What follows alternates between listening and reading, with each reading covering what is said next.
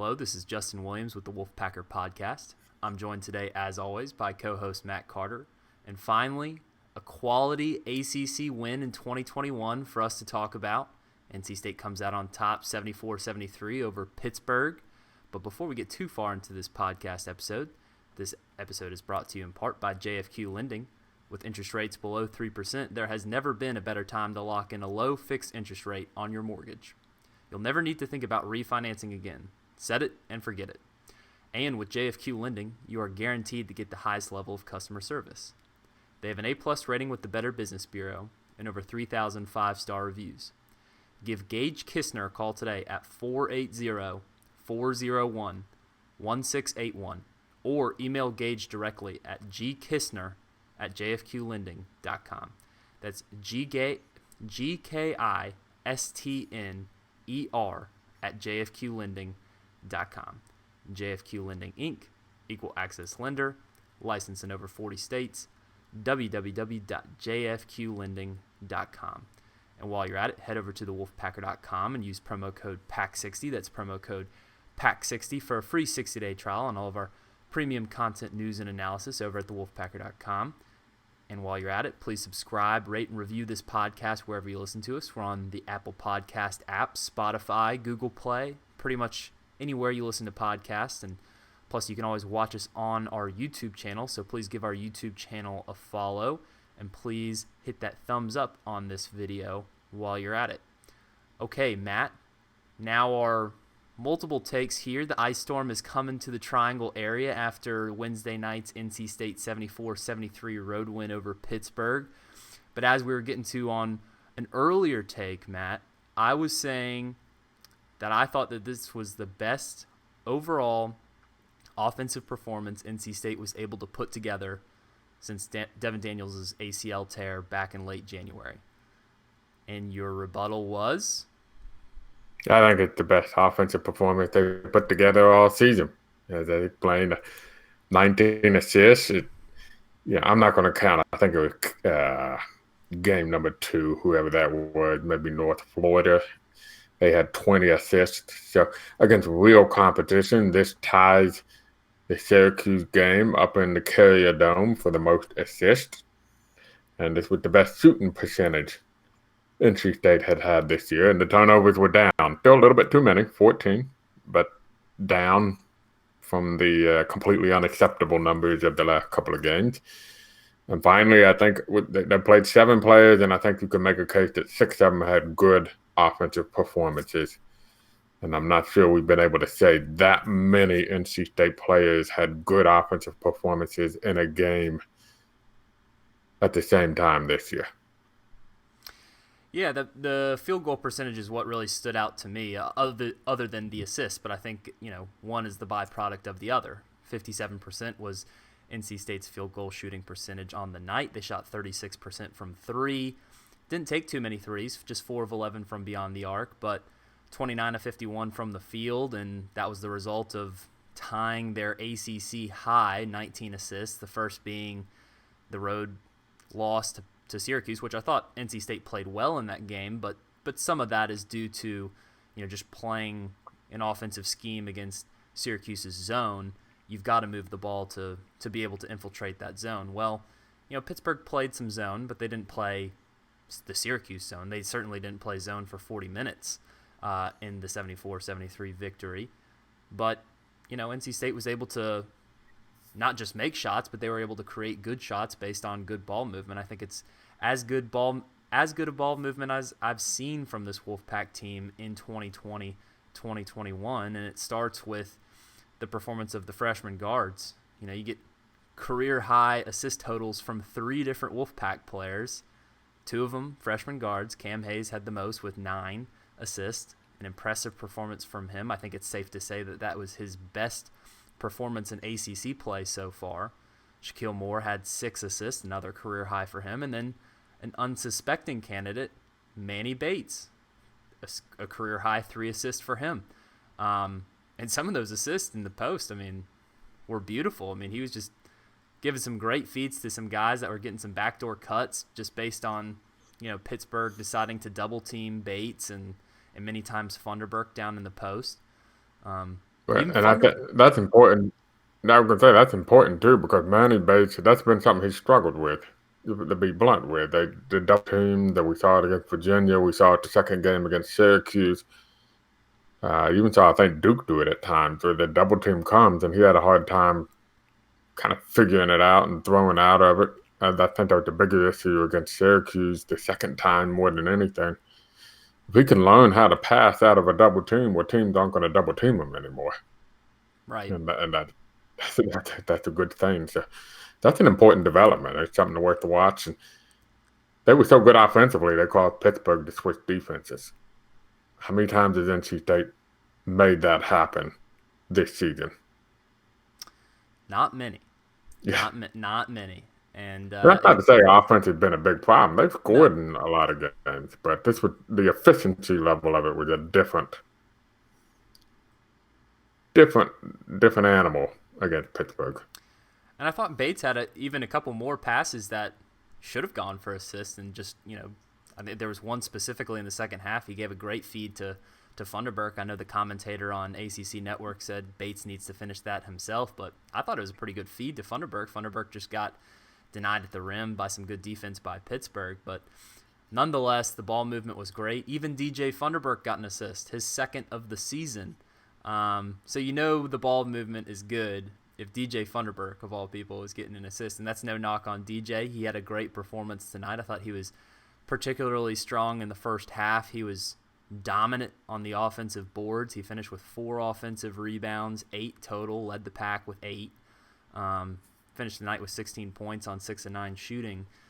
But, that's not necessarily the main storyline from this game. I mean, maybe if NC State's were, in the thick of the bubble conversation, maybe that gets a little bit more play. But, from where we are in the season now, NC State, for the most part, is just really just trying to gain some confidence here down the stretch in the regular season. And, pretty much the rest of the way, it's just kind of building up for, maybe a potential run in Greensboro. Who knows?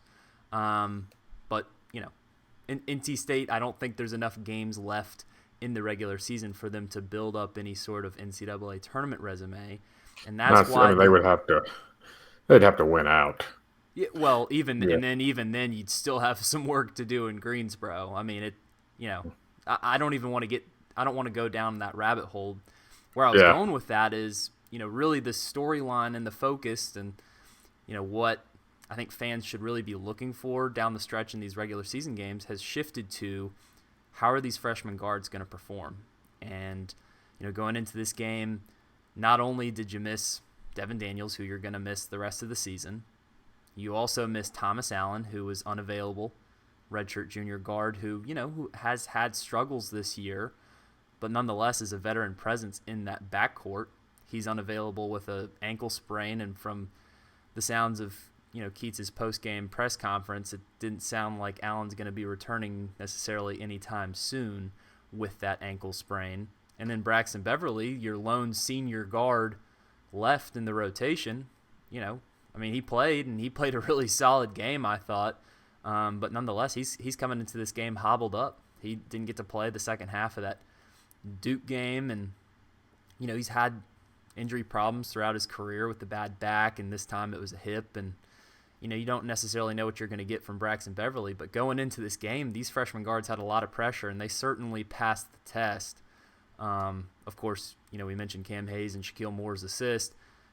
Cam Hayes, double-figure scoring for the first time in a while. He wasn't incredibly efficient from the field. A lot of his scoring damage was done in the first half when I thought he was, really on a roll there, and he just got a little bit cold towards the end. He chucked up a few, threes that I think he wishes that he could get back. I'm sure Keats was joking about it in the post game that there was a couple when he was coming out of the pick and roll or off of a ball screen that maybe he wishes he had that one back. But all in all, good scoring outing from Hayes. And then we have to mention Darion Sebron, who played a career-high 30 minutes.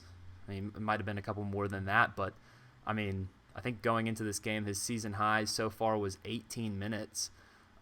So a lot more time on the floor for Sebron, and I thought he had a good game too. 8 points on, 4 of 6 shooting, was efficient, didn't force it, wasn't forcing up threes or anything like that. finished in transition a couple times. You'd like to see him get to the line maybe a little bit more on those takes to the rim. I thought he fought through some contact, but nonetheless, a solid outing from all three, and I think collectively this was the best game that we've seen from this freshman backcourt so far this season. Yeah. I mean, I think you went over it in pretty good detail why it was. Yeah, I thought Shaquille Moore maybe on the scoring aspect of it was a little bit inefficient. And you mentioned a couple of those threes that Cam Hayes, I'm sure, he's going to want back. They weren't great shots. And I think there was also one where Shaquille Moore maybe turned the ball over or he tried to force scoring baseline late in the game. So there's some things those two guys need to work on at the end of the game. Of course, we've seen Shaquille Moore be clutch before at the end of the game. So, Hayes had to travel in there. I know the NC State fans are saying he was pushed. I have to go back and look at it. I wasn't paying close attention. It was clearly a walk. Question was he fouled before the walk? I thought it was just a good, aggressive, hard trap. He made the mistake of going to the sideline, too, which turns a double team into a triple team. I'll play the fans' advocate for you, Matt, though. I thought it was a push from Champagny, and I texted you that after the game. Kids agreed with me, too. Yeah. And you may be right. I need to go back and look at it. But he made the mistake of you don't dribble to the sideline and get yourself in a double team in that position, right? The ball guy, in that situation, you throw the ball back to the inbound guy or something like that. After a made free throw, I believe. So right. It was a freshman mistake, but he was ultimately bailed out, and it's something that everyone can laugh about now, and maybe he can grow from. I'm not sure he was yeah, you're right. They were in a good mood too after the game. I think that's the big story. It felt good for them. Mm-hmm. And there's an opportunity now. You have an opportunity in Wake Forest on Saturday, and as we're recording this, last I saw, Duke was just about doubling up Wake Forest, and Steve Forbes, the coach for Wake Forest, had called it a night and gotten himself ejected early in the game. And so, this is an opportunity now for NC State to build something. And anything we're talking about building something, talking about building particularly with those guards like you talked about. And, I've said this a few times. I thought the most important thing was to see Cam Hayes have some success. You want to feel good about him being one of your primary guards next season. We've seen Shaquille Moore have some of that success. I'm not expecting it game in, game out. I'm just not. I don't expect that from most freshmen. What I'm hoping to see is, good amount of it, or maybe half the games you see that type of stuff. And Pittsburgh's a decent team. They're not a great team. They had a very nice few weeks early in January that probably inflated what we should have thought of Pittsburgh. But what they are is a physical team. They go after you on both sides of the ball. They play with emotion. It gets the better of them sometimes. And these freshmen handled that fairly well. And so that was the most exciting thing. Now let's see if they can build on it. Let's see another good game Saturday at Wake Forest, if it's played. It was a real confidence booster for Cam Hayes. I asked him after the game, considering all that's happened this season, he had such a hot start to the year, coming out in non-conference play. And I know those were against, some cupcake-type opponents. But nonetheless, he looked great. I mean, I think he started the year off with 16 assists and maybe 1 turnover. I mean, I don't care who you're playing. I don't care if you're playing high school teams. You don't expect that type of efficiency in ball handling skill, from a freshman guard in the ACC. But, NC State had their 2 COVID pauses. He was a guy that missed 3 weeks in December and then had his bumps in the road. He noted something about a lingering injury, too, which we hadn't. I believe he mentioned something about a lingering issue or maybe a nagging injury. I didn't catch that. I'll have to go back and listen now that you mention it. But, look, he had his mini bumps along the road. He hit his freshman wall in ACC play in January and February, and And he said after the game, he was being hard on himself. I mean, he was down, and that probably was a bit of a snowball effect in the sense that, when that confidence starts to dwindle, you start second guessing yourself more and more, and then, when you second guess yourself at the speed of the game and at the ACC level, that's going to lead to turnovers. That's not going to lead to efficient offense. And, the most important part for him was being able to build that confidence tonight. And I thought it was very important for him to come out with a hot start. Had he started the game like he played in the last 5-10 minutes of that game, and you got to give him credit for making those 2 free throws in the final minute, by the way. That was clutch. I mean, he went to the line. 23 seconds left. Yep. NC State was up 1 point at that free throw attempt. He makes both of them. Makes it a 3-point game. All Pittsburgh can do is tie it up potentially.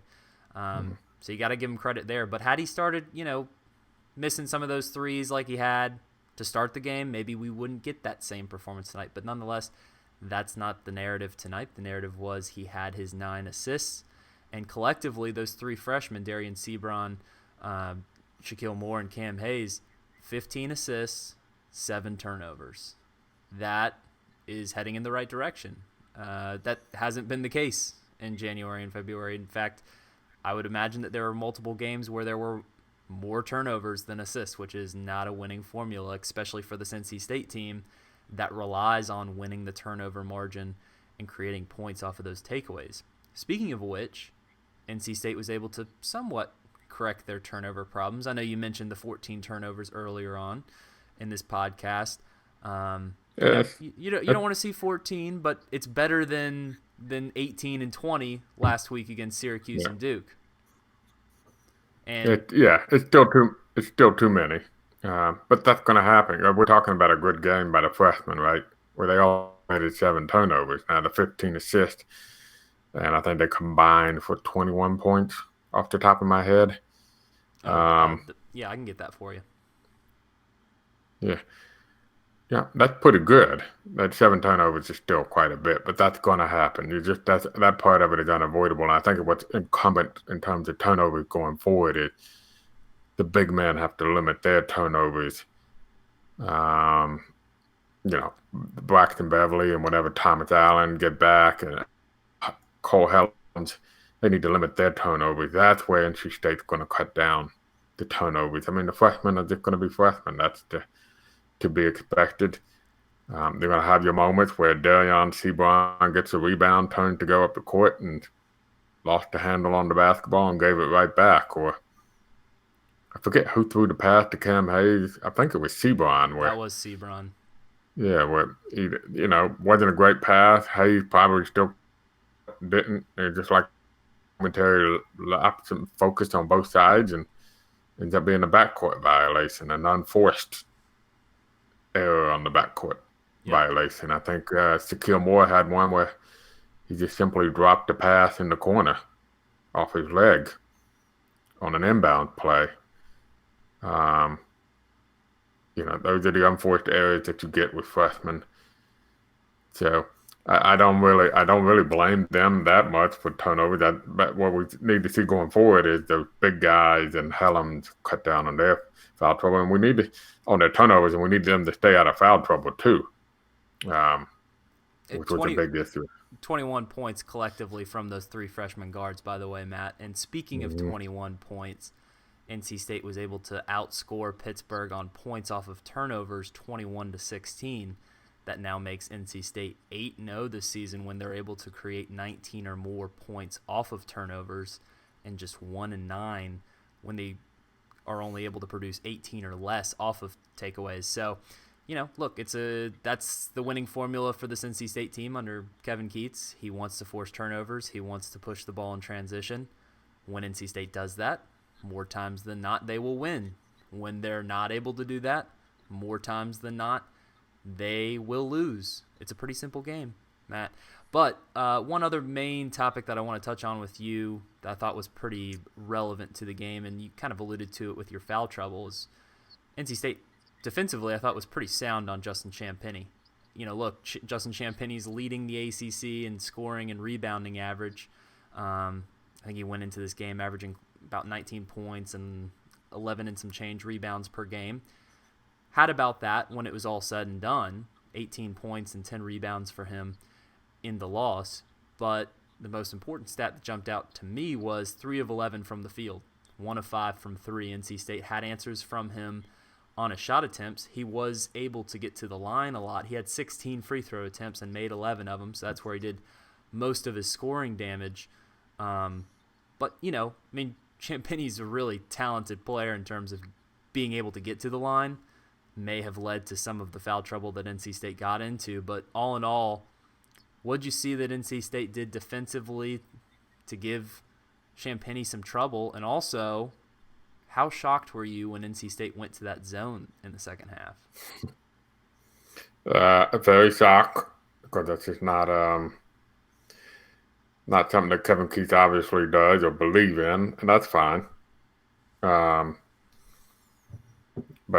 it was pretty surprising. I think the foul trouble may have had something to do with it, and also just kind of they switched up the defense on Pittsburgh in multiple areas. It's something that was brought up with the ball screen switching. That NC State, very aggressive on switching on screens. Probably the most aggressive in the ACC of simply switching 1-2-5 on screens. Well, this time they were hedging a lot more on screens and not switching. The two approaches you can take, I think each had their own pros and cons. But they were hedging. That was not something they normally do. And of course, they threw in the zone. I think the foul trouble, DJ Funderburk at that point may have had 4 fouls. Helms had just fouled out. If Funderburk fouls out with Helms, That's the ball game. Because now you're trying to defend Pitt on the glass without 2 of your 3 biggest guys, and he would have had to my guess is he would have gone with Darion Sebron as a small ball 4. Sebron's a pretty good rebounder, but how they had success against Champaign, it's hard to pinpoint. He left some points at the free throw line. Should be acknowledged, to be fair. But I thought NC State rebounded the ball pretty well, and I think that's a big part of what Champaign does. They actually got hurt more by, I feel like Brown might have hurt them more on the offensive glass. And I'll say this, I thought on the game before we get to game balls, quietly, I don't think any people really talked about this. Good defense on the, after the Cam Hayes turnover. I thought Sebron did a great job staying with Champaign, making him kind of into an awkward spot. Not Champaign, it was who was the guy that drove on the first shot? Was it Tony? I believe it was Tony. Tony, yeah. I thought because Tony had really hurt NC. He was their best player. I thought Pittsburgh's best player this game. Sebron did a good job defensively. Tony ended up in a bad spot with a bad angle. And then Champaign got the loose ball off the missed shot. And I think Funderburk did a great job being tall and obstructing view, if you will, and forcing Champaign to shoot over him without coming close to foul him. And so I think NC State deserves some kudos for defense on the last play of the game as well. And last thought on the defense, I thought hedging the ball screens was a smart move by Keats. It's something that NC State's just been, especially recently against Syracuse and Duke, they were just evaporated on the defensive end, with those switches, because ultimately Duke and Syracuse both have these long physical guards that can just overpower some of the smaller guards that NC State has. Pretty much everyone other than Darion Sebron is, 6'3" or smaller, and it's a generous 6'3" for Cam Hayes. We're talking about 6'1" or smaller guards with Thomas Allen and Shaquille Moore and Braxton Beverly. But yeah, I thought that was a good move by NC State. It was obviously successful. NC State's able to come away with the win. So Matt, let's go ahead and give out our game balls. A lot of options today. Not something we've been able to say in recent weeks. I'm going to let you, I know the one you're probably dying to give out, so I'm going to go with DJ Funderburk because he was my player of the quick hits that I wrote. I thought he played like the Thunderbird that everybody was expecting to see, with one notable exception, going, I believe, 4 for 9 on the free throw line. Yeah, that was weird. Yeah, 84% free throw shooter. Even took the first technical foul pair, and he missed. So I thought that was the one exception, but 16 points, 8 rebounds, played 35 minutes. I think that's kind of what we thought Thunderbird would be this year. 15 around 15 points, 7 rebound type of guy. And as I put him out, quick hits, never too late. Out, that'd be a nice bonus if he could do that here down the stretch and salvage as much as possible out of this season. Well, I'll go ahead and give out my game ball. You're right, Matt. I was quick to jump on the Cam Hayes bandwagon. Do you want to do the Kevin Keats introduction to your game ball? That was wonderful. I mean, I don't think I've seen Keats that happy in a post-game press conference since the Carolina game. And maybe that was the only other time that could compare this season. Real quick before you get into it, just tell everybody watch it on the YouTube channel, subscribe to the YouTube, it's on there. And I don't know, the introduction to Cam Hayes in the video. So, that's the failure on my part. I do most of the video recording on the Zooms for the Wolfpacker and our YouTube channel. Please do subscribe to that, and you can check out all the post-game press conferences from Keats and the players that were made available after the game on our YouTube channel. But no, I make the mistake almost every time of hitting that stop button of the record option on Zoom when he's done with his press conference, and sure enough, he always, when he's in a good mood, he'll always have something to say afterwards, whether it's some kind words to the media, or he wants to go off on a tangent about something. Well, tonight it was, him propping up his freshman guard and also getting a point in about a couple of those maybe misguided threes off of ball screens late in the second half. He was, give him a little elbow in the ribs, if you will, on some of those shots. But no, I'm going to give my game ball to Cam Hayes. Look, 4 of 11 from the field. Obviously, it can get more efficient from that. Most of that inefficiency was from 3. He was 1 of 5 from 3. Probably a couple of those, maybe 3, wishes he could take back. But nonetheless, 11 points for him. Double-figure scoring. First time NC State was able to get 2 guards with double figures since Devin Daniels was injured in late January. Plus, of course, you have to mention the career-high 9 assists. He did have 4 turnovers, but you can live with an above 2-to-1 assist-to-turnover ratio. That's the key. If you're going to turn the ball over like that, you better make sure you get some assist out of it. So he did that. 33 minutes for him. Solid performance. Cam Hayes gets my game ball. DJ Funderburk got yours. So thank you for listening and watching if you're on YouTube. So again, please remember to subscribe, rate, and review this podcast wherever you listen to us. We're on Apple Podcast app, Spotify, Google Play, pretty much wherever you listen to podcasts, and you can always stream us on the Wolfpacker.com. Remember to subscribe to our YouTube channel and give this video a thumbs up. Follow us on social media. You can follow our main account at the Wolfpacker. You can follow me personally at Justin H. Will. Give us a like on Facebook, NC State Wolfpack on the Wolfpacker.com. And while you're on the Wolfpacker.com, use that promo code PACK60 for a free 60-day trial on all of our premium content, news, and analysis over at the Wolfpacker.com. So for Matt Carter, this is Justin Williams, and this has been the Wolfpacker Podcast.